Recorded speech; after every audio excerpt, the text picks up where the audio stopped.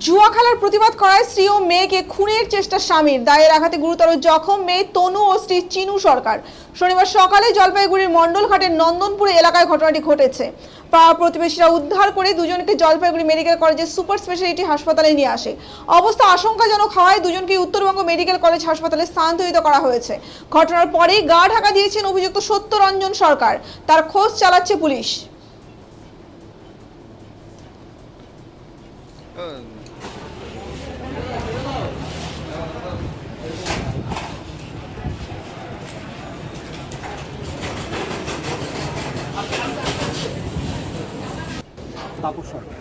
ঘটনাটা দেখুন, এদের মধ্যে তো ক্যাচাল ঝগড়া হয়েই থাকে প্রায় নিত্যদিনের ঘটনায়।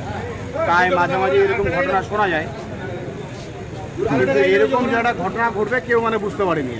তো আজকে সকালে আমরাও তো পাড়া প্রতিবেশী, ওই পাশের থেকেই শুনলাম বা ওদের থেকেও শুনলাম যে প্রথমে মারধর করে আর কি দুজনকে, মা মেয়ে দুজনকে মারধর করার পরে ওরা উনি মারধর করার পরে বেরিয়ে যায় বাইরে।